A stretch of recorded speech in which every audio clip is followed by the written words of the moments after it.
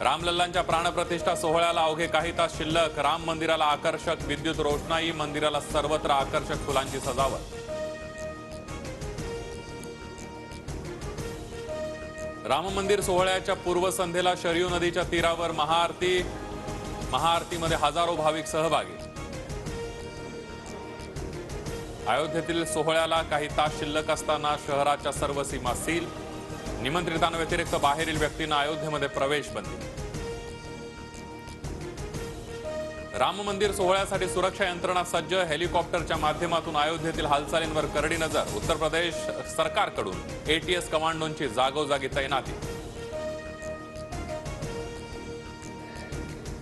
राम मंदिर सोहळ्यासाठी अनेक सेलिब्रिटी अयोध्येत। अभिनेता रजनीकांतसह कंगना रनौत आणि रणदीप हुडा उद्या होणाऱ्या प्राणप्रतिष्ठा सोहळ्याला उपस्थित राहणार।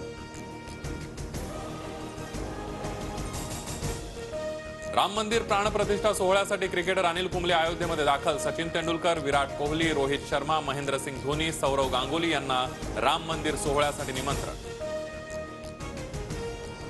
राम मंदिर सोहळ्यानिमित्त विदेशातही विविध कार्यक्रम। लंडनमध्ये भारतीय वंशाच्या नागरिकांची कार रॅली। ब्रिटिश नागरिकांचाही उत्स्फूर्त प्रतिसाद।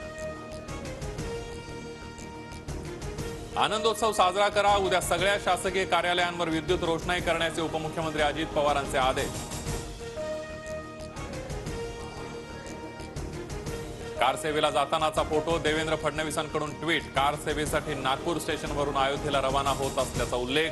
जुनी आठवण म्हणून फडणवीसांकडून फोटो शेअर। तुमच्याकडे स्टेशनवरचा, मात्र आमच्याकडे प्रत्यक्ष बाबरी पाडतानाचे फोटो। देवेंद्र फडणवीसांच्या ट्विट नंतर संजय राऊतांचा निशाणा। मूर्ख लोकांना उत्तर देत नाही। संजय राऊतांच्या टीकेनंतर उपमुख्यमंत्री देवेंद्र फडणवीसांचा पलटवार। उद्धव ठाकरे आणि संजय राऊत असा फोटो दाखवावा। नितेश राणेंचं आव्हान। नागपूर स्टेशनवर फडणवीस फिरायला गेले असावेत। संजय राऊतांचं प्रत्युत्तर। राम मंदिराच्या सोहळ्याच्या पार्श्वभूमीवर परळीमध्ये भव्य शोभायात्रा। रामलल्लांच्या शोभायात्रेमध्ये मुंडे बहीण भाऊ एकत्र। 13 वर्षांनंतर धनंजय मुंडे पंकजा मुंडेंच्या घरी। मुख्यमंत्री आणि दोन्ही उपमुख्यमंत्री अयोध्येला जाणार नाहीत। उद्या एकटं जाण्यापेक्षा 22 जानेवारीनंतर सर्व मंत्रिमंडळासोबत रामलल्लांचं दर्शन घेणार। मुख्यमंत्री शिंदेंची प्रतिक्रिया। उद्धव ठाकरेंना काल राम मंदिर सोहळ्याचं निमंत्रण, पण ठाकरे नियोजित दौऱ्यानुसार उद्या नाशिकच्या काळाराम मंदिरात दर्शनाला जाणार। 22 तारखेनंतर रामराज्य निर्माण करायचं आहे। नागपुरात महाआरतीनंतर देवेंद्र फडणवीसांची प्रतिक्रिया। वाल्मिकी समाजाकडून नागपूरमध्ये महाआरतीचं आयोजन।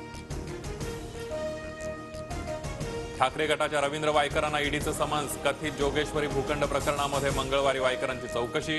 रोहित पवारांना बुधवारी तर किशोरी पेडणेकरांनाही गुरुवारी चौकशीला बोलावलं।